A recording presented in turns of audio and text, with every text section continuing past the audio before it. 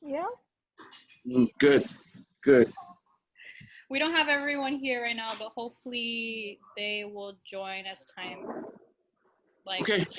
Okay, we can wait. We can wait. Cool. And in the meantime, Janine, thank you very much for setting this up so that I can have a chance to meet with the fine guys and gals. Yes. We have So, some here. Let me see if I can message some of them. Let me have. Where y'all at? Oh, I mean. why don't I try my enunciation on your names, Janine, myself, David, Quince, Kines. Guinness. Okay, and Joshua. Yes. Joshua has the hair on the top. That has been a long tradition of some of the Asian people, especially from China and Korea and Japan. They have the hair on the top of their head. The reason for that is because they're not supposed to cut out the hair that your parents gave you. All right, Jasmine, wonderful name, pretty name. Gabriel Guerrero, wonderful, good. Nice. All right. Well, we could wait. I'll wait like 2 more minutes, and then we could just start. Okay. Okay. But how are you doing? How is you moving over to California? Or are you here already? You're talking to me? Yeah. Sorry, Pastor. I lost somehow buffering is happening. So what was the question again? Sorry. How is moving going from Hawaii to California? Moving going a little bit complicated because Hawaii has a policy that the mover, the family itself, cannot pack.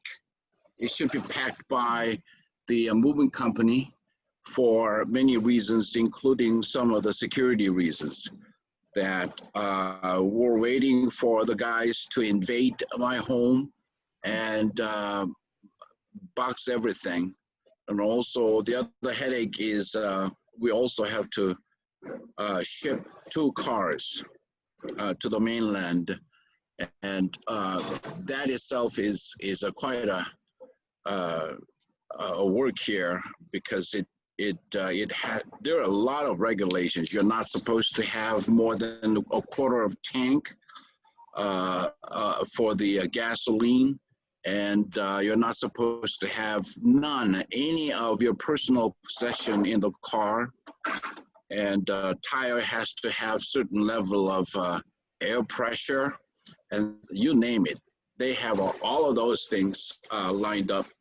So They want you to do that before you get the car, before you can send the car? Yeah, before I send a car, the things that I said, I have to do all of those. Wow. I want to make sure that I need to gauge the gas tank not having more than a quarter, and the tire pressure, and no personal possession be stored in the car and so on. But eventually it will be done. It will be done. So I don't know, Janine has any official agenda of the day. If not, and we are supposed to have some free conversation, that will be awesome for me. How about that? It's more open conversation, more just a lot of introductions and just personal questions, just to get to know one another. Good. And also that to do that, why don't we have four people here, 5 people here, and I had a chance to talk with Janine. So how about starting with David, to Joshua, to Jasmine and Gabriel, briefly introduce yourself. Nice. Go ahead, David. David. All right, hi, Pastor. I'm David Kines. I'm 20 years old. I go to Cal State Northridge, and All right. yeah, I'm studying right now. And I'm actually a late join to the church. I think I joined like like 2 months ago, 3 months ago. All And right. I like to weightlift, I guess. Oh, you do? Oh, Oh, okay. I'm just kidding. All right. Nice. So you have a lot of muscles around you, around your shoulder and the arm areas and so on. That's good. That's what I need. And I've been so lazy nowadays. And I think I lift enough weight, moving things around and so on. So, all right. How about Joshua? Hello, I'm Joshua. I am 16 years old, All and right. I am now a junior in high school. I love playing guitar. I play for the church and also Christmas Institute. I'm part of Okay. the band, and I love it. Wonderful. Great. Great. What level of guitar? I play guitar myself. So from time to time, I probably will call up children in the middle of the service and sing with them and pray with them. Will you help, Joshua? I don't really. I don't go to Wilmington, but I join them. Oh, okay. Well, in other words, you're not necessarily a member of Wellington, but you join the gang and play guitar and do Yes, some music. some Sundays though. fine. Some Sundays. Huh? What Sunday? Some Sundays. Some Sundays. Yeah, make it regular. And I share this with Janine that my son Danny is almost a professional guitarist, and his friend Caleb is like world traveling acoustic guitarist. Nice. And I'll invite them to the church and have some time together for appreciating the guitar. That's just listening to them. It's just wonderful. You know, the water is wide. You know that song. No, I don't know that song. Oh, okay. I invited them to the church for doing some semi-concert in the sanctuary, and they played in duet. The water is wide. That was very, very good, and I want to repeat that in Wilmington. And when it happens, make sure that you come and Make sure that. join the audience and see how it goes. Jasmine. Hello, so I'm Hi. Jasmine. I'm 19 and I go to Cal State LA as an English major. I see. Let's see.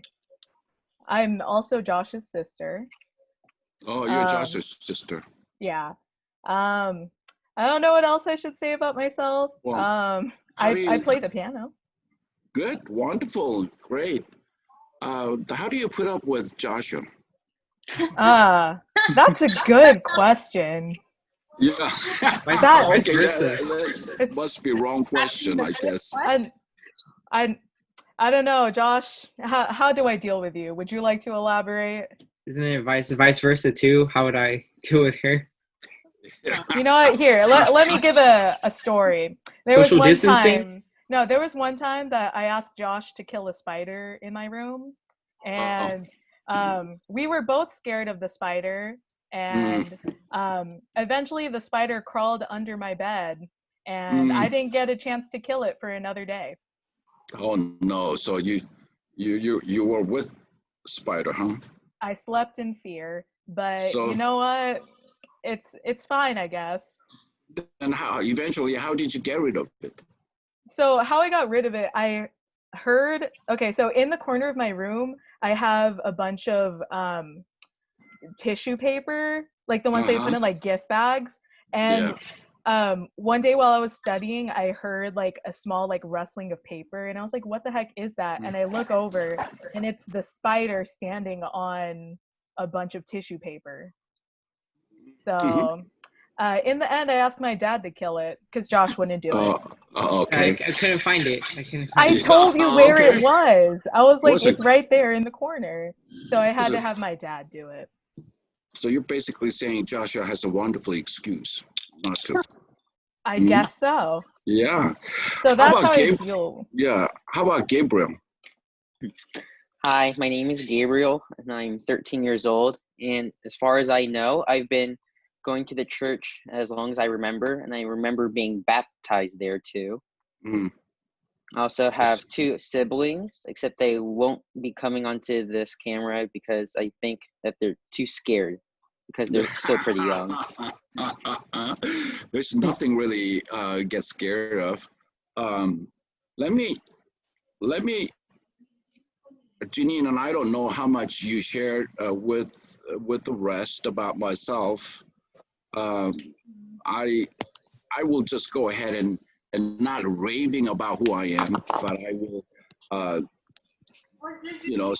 sharing with you briefly. All right, and one of them is that I have been I was born in the parsonage, Methodist parsonage, meaning that my dad also was a pastor, and ever since that time, I basically tried to have fun at the church, but sometimes being pastor's son limits a lot, and but nevertheless, I found my ways to have fun and interact myself with the rest of the kids and so on. Then I move on to the States from Seoul, Korea, 1980, I guess, and went to Claremont School of Theology and studied there about total of 5-6 years, and I finished my degrees in what is necessary to be a pastor. And I start pastoring 1989 till today, and it's been 32 years of ministry, and it has been fun. There are a lot of challenges, but at the same time, a lot of creative works around me, and that make me keep on having energy to share myself. And I've been in Hawaii for 4 years, and right next to Waikiki. And Waikiki is a fun place to be, but if somebody asks me, do you want to live there? My answer definitely is no. It is so crowded, and it is so much of a commercial as opposed to enjoyment of creation itself. So my wife has a lot of networks in the Torrance area, and in fact, she has been living there for 35 years, and she always wants to get back to Torrance area. So after many thoughts and prayers and so on, that I decided that I can, Hawaii last 4 years been wonderful, great weather, and great ocean views, and as well as mountain and so on. JJ, but we decided to go. So sorry to Harris United Methodist Church that I've served 4 years, and they reluctantly let me go. So I said, give me anything near the Torrance or Wilmington or even stretch of Long Beach. It doesn't matter. So the Mark Nakagawa, your superintendent, found the church here and say, you got to go there and mingle yourself with them and turn around the church, whatever that means. So I said, yes, that's how I meet you.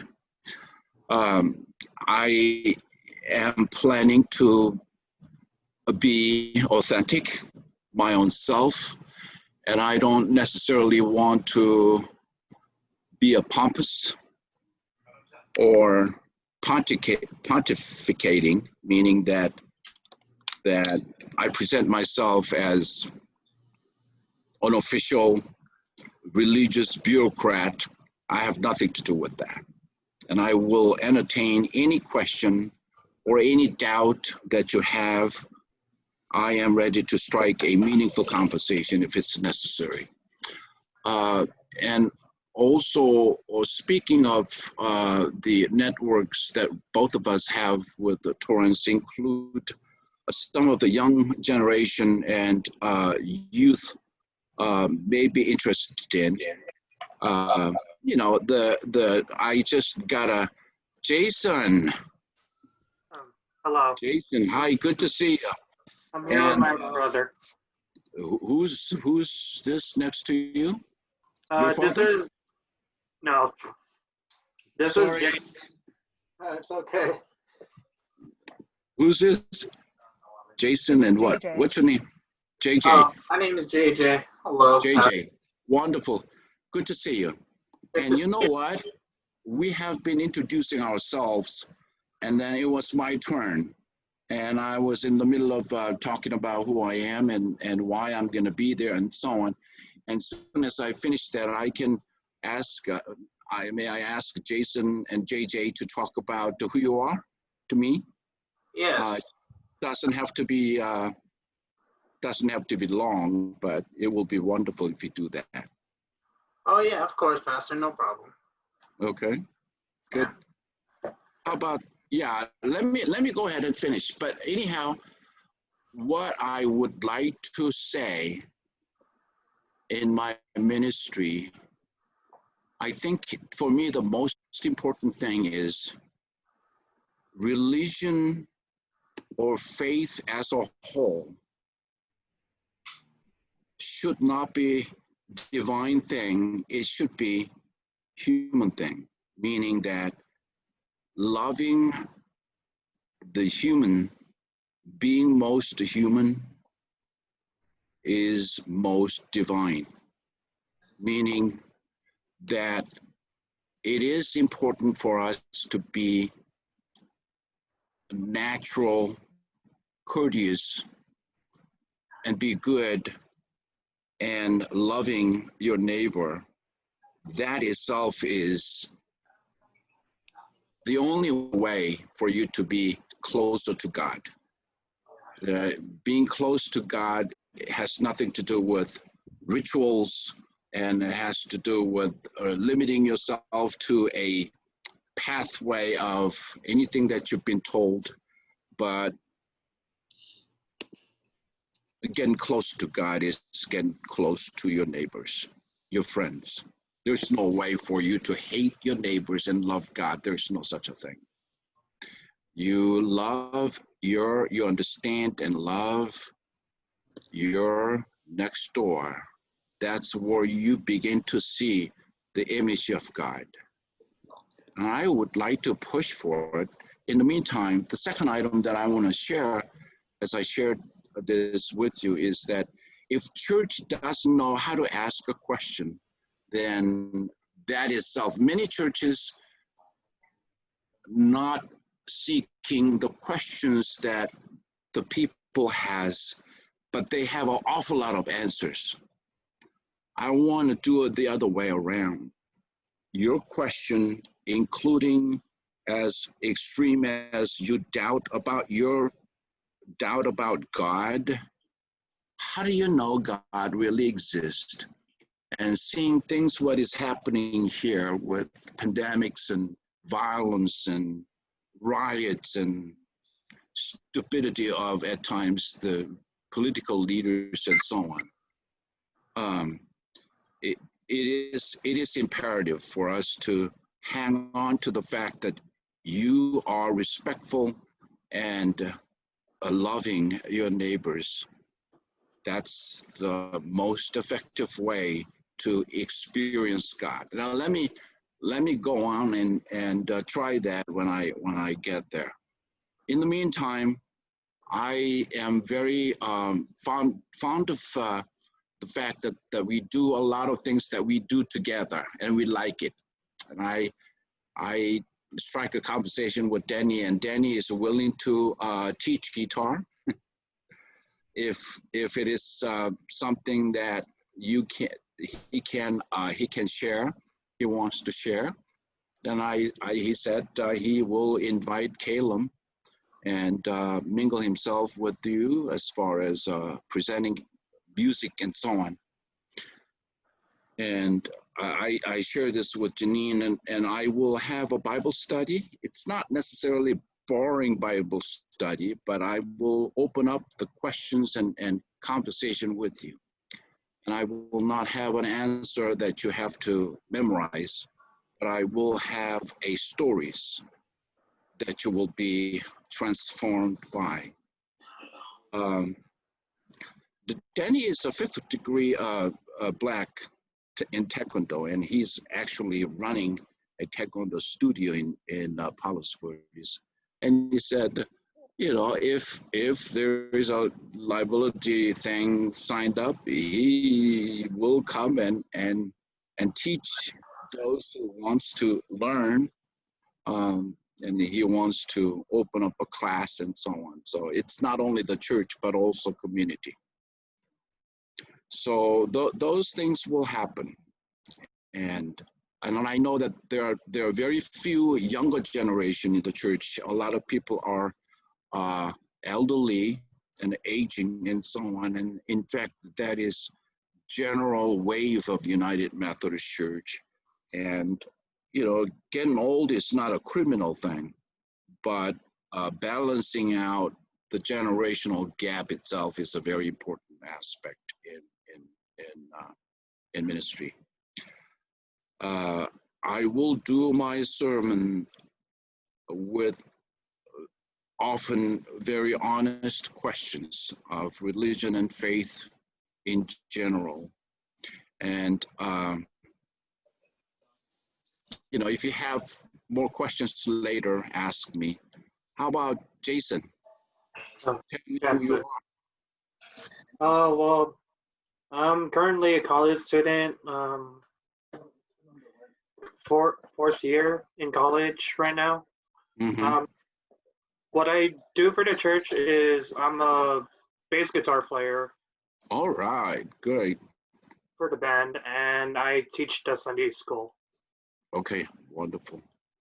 And I'm grateful for that. How about JJ? Hello, Pastor. I guess I am a young adult of the church. Mm-hmm. I do a lot of different things for the church. But currently right now, I am the one that edits our online services, and I do. Oh. Yes. Good. Let me ask you this question.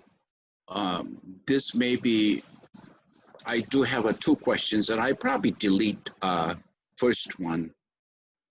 That is,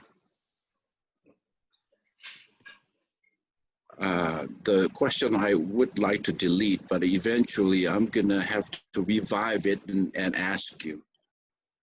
What makes the church boring for you? That's one question.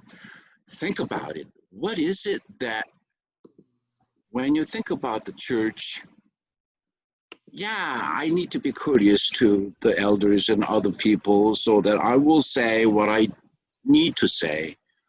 But deep in my side, I have a wish that the church may be different this way. And it won't be so boring. Flip side of the question is that what is it that you build a relationship with the church, whether in official way or otherwise, doesn't really matter to me. What makes you feel fun? The church is okay, great. What is it that makes you think that the church is good? It's a fun place to be. Is this open for the floor? You can start up either way, either question, but I would like to really hear what makes you to help and support and participate in church activities. What makes you feel fun when you come to the church instead of boring? Sorry, David. Sorry. Oh, never mind. Yeah, you started something and then I cut it. Sorry. No, that's my bad. So on your question, I think the thing that makes the church fun and not boring is the fact that it creates a relatable environment. I think that's a Okay. big factor right there. If the environment is it's nice to feel comfortable in.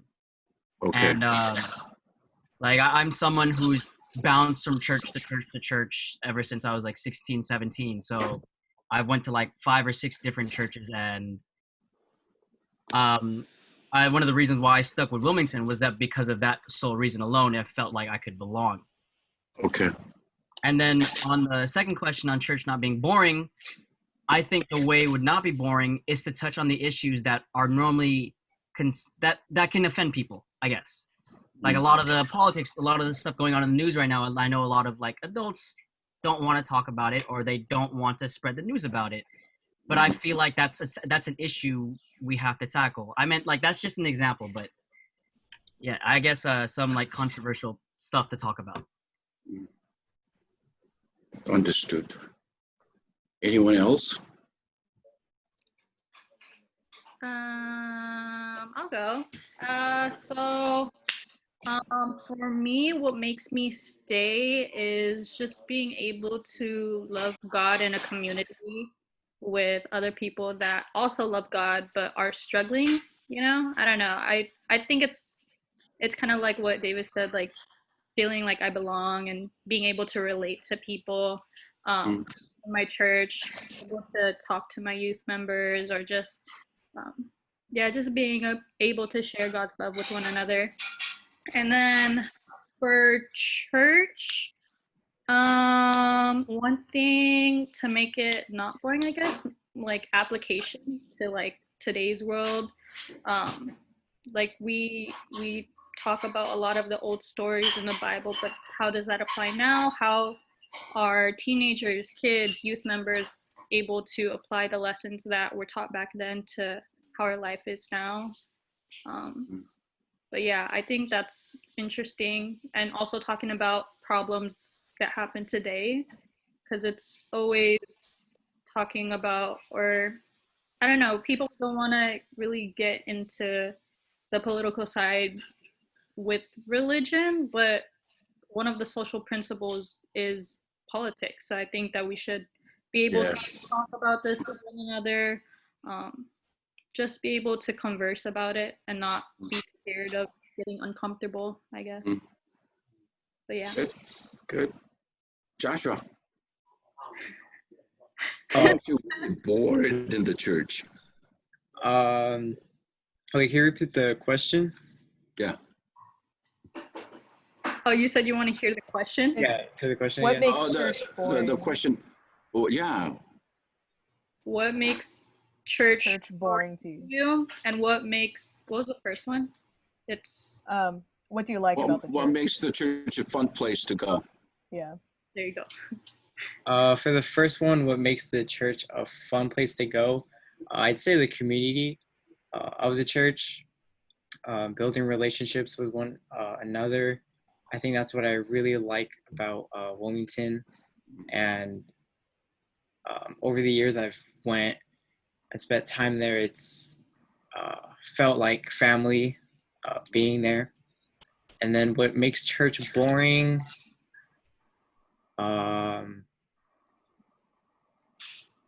Maybe start 11. I'm just kidding. Let's see. What makes the church boring? I wouldn't say church is boring. Maybe add more events that brings in the church. Participation with every age group of the church, so that there's activities that everyone in the church can participate in, and having a fun time fellowshipping. I think that's what I'd say for the boring question. Good. It doesn't make you not boring, I think. Jason. I'm still thinking. Okay. All right, JJ.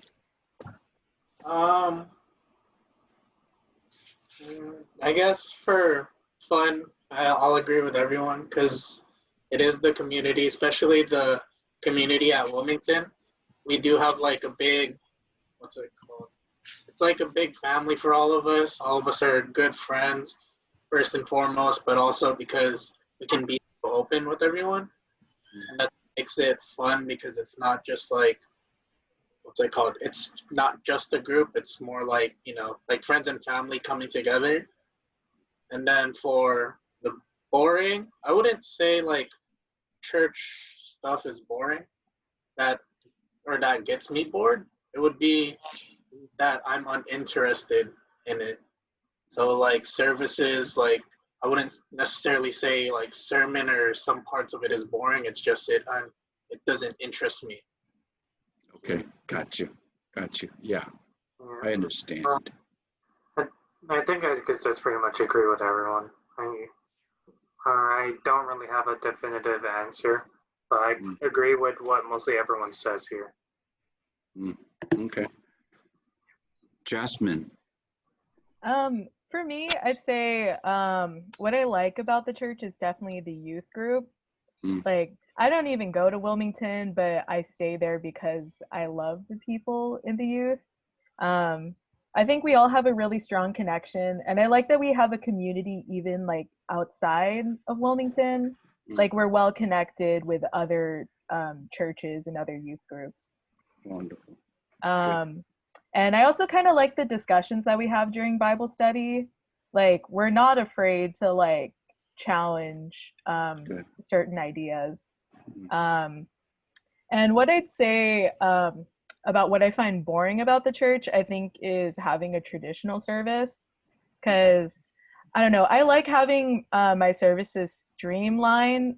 So like having the sermon, having the scripture, the music, but I find it hard when you have like all these other things, like when you pray multiple times and it kind of sounds the same, or doing the call to worship. And I know that's like a hard thing to like take away, because that's what a lot of people like about going to a Methodist church. But I don't know, for someone that's Gen Z, I think it's better to have it more streamlined. Has ever been any services that you guys lead, from emceeing to preaching and everything else? You have done that? We have our youth Sundays that we do once a year. I'm talking about more than once a year. No, it's just once a year. Okay, we'll think about it. I think the service is pretty much geared into, there's an assumption that the people who sit there are the ones who have been there for decades so that they can tolerate. I pray that I will not do that. And not to do that is probably the help from you guys. And I believe that, for instance, Harris has, again, through music and their participation and short sermons or story sharing between you, and ask entire congregation to think about it. And the perspective from younger generation brings up a story in their own context, and link it with some of the seriousness of the Bible, and make the Bible and stories as contemporary as you can. I said it in a very boring way, and as I speak, and I know I'm doing it, but basically make the church and make the scripture alive from the perspective of young ones. And if the church doesn't do that way more than once a year, then church will have its own frame of a declining, and I don't want to see that happen, at least in Wilmington. Okay. Any question to me? I Uh, asked a bunch of questions to you. I have a question for you. Yeah. So, you were talking about earlier how you believe that, like it was like God's love. It's with ourselves or something like not spiritually. What made you come across that type of view?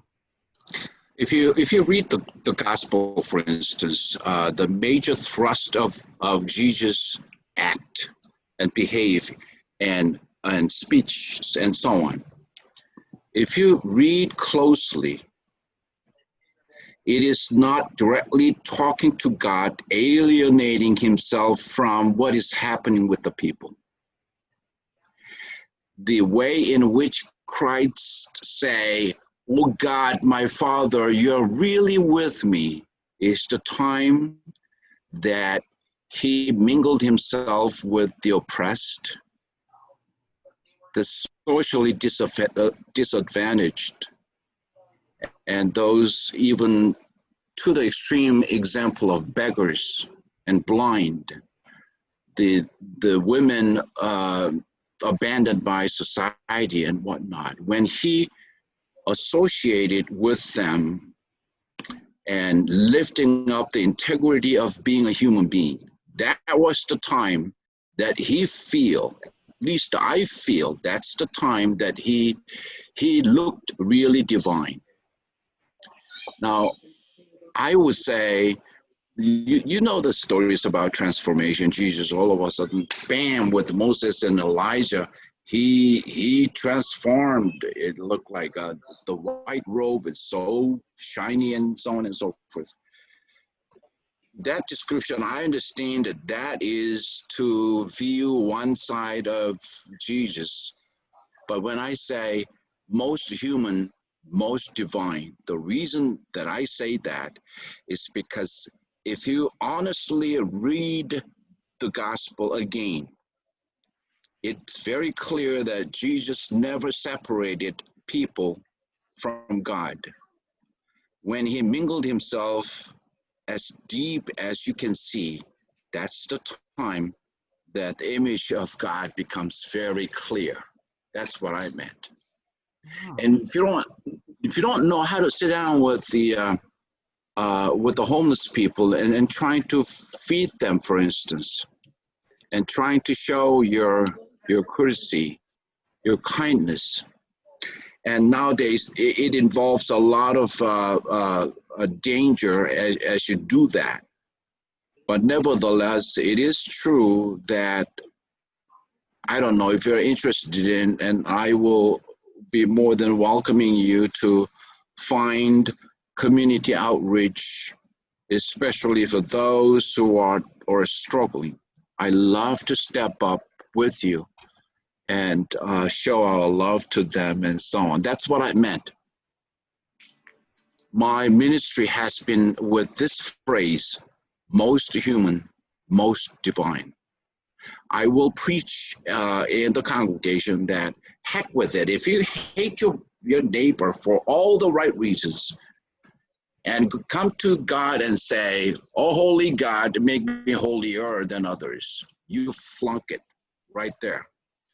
If you really honestly read what happened to Jesus, you cannot escape the fact that way Jesus does love who is right next to him.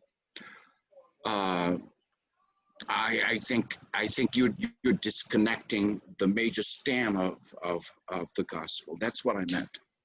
And there will be a lot of application of my thought in my teachings and classes and worship and preaching and whatnot. Okay. Any question? I think I have one. Yeah, Gabriel. Okay. How do you balance the needs of your family and yourself and those of a congregation too? It's a pretty good question. And I have to say, in the United Methodist Circle, one of the most important agenda often on has been self-care for the pastors. And we have seen the family broken And you probably can guess that, well, United Methodist pastor, they're not supposed to break their family at all. But in reality, as you run without ceasing for the church, sometimes you create a gap and anxiety together that you do not care for yourself. And I will do my best to balance out my work at the church and at the same time integrity of the family. It's a good question, and as a pastor's kid, I am a PK myself. I still can remember my dad is crazy about the church, and sometimes I wonder he remembers my name or not. I mean, seriously. I mean, he's so busy, and he made a tremendous success in a way. If you say statistic is a part of success, yeah, he had 5, 6, 7,000 people in worship every single Sunday. I mean, you know, his son runs that, my brother, and it still does meet about 6,000 people, and then I preach several churches as big as that. It's like you're preaching at Dodger Stadium, and I preached. They claimed that they are the biggest Methodist church in the world. Yeah, 21,000. They have 3 different services. I went there. I was invited to preach, and I did. But so what? It is important to secure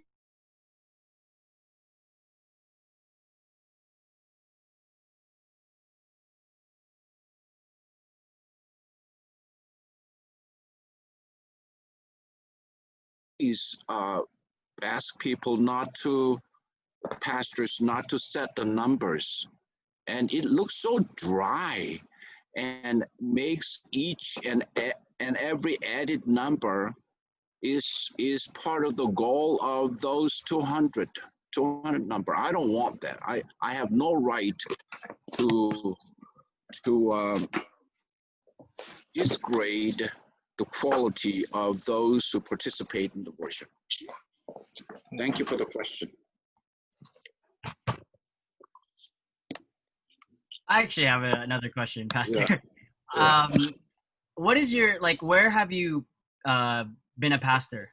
Like, I understand you're in the United States, but where, like, which areas? Yeah, I was a pastor at Whittier, and then Lakewood, and then Sherman Oaks in the Valley area. Oh. And then I went to Redondo Beach first. And then from there, the Bishop Sano called me to be a superintendent, so that I was a superintendent for 7 years. And after that, Wilshire United Methodist Church, both for do you happen to know Pastor Manny? Manny is a Filipino pastor that worked with me. What year? Or did, like, what may I might? Yeah, the year it was 2004 to 2008. Oh no, I left Wilshire before that. Yeah, it was a great experience. I don't know. Speaking of number, yeah, I've seen probably 1,100 people attending the church, and that was great church. But at the same time, I'm not necessarily moved by how many people you have in your church. And after that, you know, the Reseda Church in a Valley area, and San Bernardino, and Hawaii here, and it will be Wilmington sometime soon. So I do have some stories and some experience, but that doesn't necessarily mean that I won't look for something new and something creative. All right. Joshua. Go ahead, Jasmine. I just wanted to ask what your gifts are, because I know that like you can describe pastors like having certain things that they can bring to the church.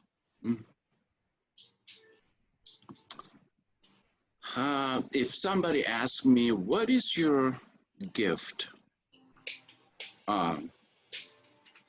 It's a very subjective matter, so that I probably can step over the line and make a mistake to the audiences and so on. But I feel that I am gifted in few things. And one of them is communication. I can tell the story. There's a people who live with the dictionary. They understand the meaning of vocabulary and stack up a lot of things so that he look like a computer. He knows a lot of things, but it doesn't have a juice to lead your life to. The story is always the one who will lead you and who you can be impacted by the story. That is the part of the reason why the Jesus often used the story. It's not a historical event like you heard about talent, right? You heard about Jesus talking about prodigal son. Those are not historical the story, but it is a story that what we call parable. I love doing that, and I do enjoy music. I'm not a really singer, but I enjoy music, and if somebody asks me, somebody give me a chance to be selfish, my love is with acoustic guitar. I can hear that all night long, 100 days. And it's something that calms my soul, and it creates the imagination in my heart to develop a story that is positive and productive by the tunes, the sound of acoustic guitar.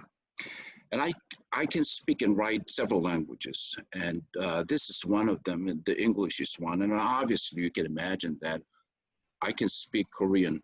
You heard about this. 안녕하세요. 감사합니다. Kimchi. And yeah, I can take you guys to a fine restaurant and eating some Korean food. And I read and write Chinese. I can do that too. I was really deeply involved with Chinese philosophy. It is an amazing thing. And sometime, if I have time, I can test your thirst for intelligence. It is a wonderful, wonderful opportunity. I can write and speak Greek because I was really involved with New Testament, which was written in the final translation before English was Latin, Greek. So, yeah, I do. Anything that has to do with transferring my heart to you so that you can understand the struggle and questions and answers. Yeah, I'm there. The other thing is, so one more thing that I am still struggling is that I love to eat. My goodness, Join the right church. many a times that doctor warns me that, you know, you're supposed to cut down. I mean, that's the most hateful word, the sentence that cursed me. You gotta control your eating. You know, I still believe that I am medium. And my wife will laugh at me, but I am. Truly, you can see me when I get there. You know, I have a right to eat what I want to eat unless it is illegal. Yeah. So be confident when you eat something, okay? And don't jump up on a scale as soon as you finish eating, or go to bathroom Never for do. number 2. Don't. Yeah. Any other question? How many guitars do you have? I used to have 4 guitars, and I gave away, and I have 1 left. The thing that I have is given by Denny. Denny gave me that guitar. It's basically nylon guitar, Oh, nice. and it's a very good to pick and swing. It will create a definite sound of different atmosphere when you pick and swing. And I normally will pick when I have younger children surrounding and sing Twinkle Twinkle Little Star, whatever, then I will pick. And if I have to lead the congregation, I will mostly swing. But the persuasion is there. Stronger persuasion is there when you pick. It's my personal belief. Anything else? We've been on this one for 53 minutes. And next hour, I need to speak with the Matson company, the shipping company for my cars. So in a few minutes, I probably need to be excused. Okay, no problem. I mean, does anyone else have any other questions you would like to ask Pastor Cheol? Please. Before he heads What's out? your favorite kind of food? Oh yeah, I was gonna ask that. That's another thing that is, in my mind, so unfair question, because I like every food. All right, it's top 3, top 5, top 3, top 5. You know, if somebody asks me right now, right here, what is it that, if this is going to be your last meal, what are you going to eat? Then I'll eat kimchi with pop, kimchi with steamed rice. Steamed rice cooked 2 minutes ago. There's a lot of steam oils up and hot, and few beans in it, and well fermented kimchi. That will be good. Yes, to That will be good. Yeah, I'll bring. You know, my wife Debbie used to run a Korean restaurant in Palos Verdes. Oh. So she is a cook. She knows how to cook. So she could, you know, if she runs out of her persuasion, then she will cook. and offer to you, offer the meal, you know, the one of these days, just bring in your friends and whatnot. And at the churches, she may cook something that you would like to have and eat together. Oh, we would love that. A potluck. Yeah. The eating is the best sermon note. You know that? Eating together is the best sermon note than Pastor yell from the piece of paper. It's a lot better than that. So I'll back Debbie to do so. So you can invite the friends and just have fun. Yes. Excited for that. All right. You know what?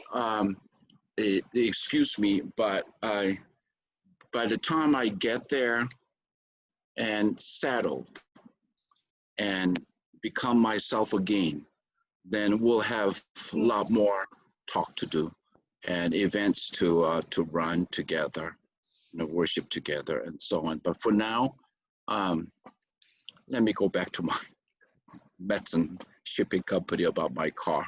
Yes. All right. Thank you, Pastor. Thank you for. Thank you. Nice meeting you. I really Nice am meeting you, grateful for you, Janine and Jasmine, David, Joshua, JJ, and Gabriel. And your name is, I forgot. The one next to JJ is? Oh, Jensen. Jensen. My name is Johnson? Jensen. Jensen? Yes. Jensen. Yeah. Okay, that's good. Wonderful. I'll see you all in person, and I hope and pray that we can at least shake hands by then. If not, we do that. Okay? Good. Can I say a short prayer, really? Yeah, of If course. you allow me? Good. Oh, gracious God, we know that you are with us, and have fun with the conversation we have. Wherever we are, we trust that you will always be present with each and every one of us, leading our way and leading our life as creative as it can be. For the blessings and grace we have, we are grateful. In the name of Christ, we prayed. Amen. Amen. Amen. Thank you. Thank you again, Pastor. All right. Cheol. I'll go. Thank you. I'll see you.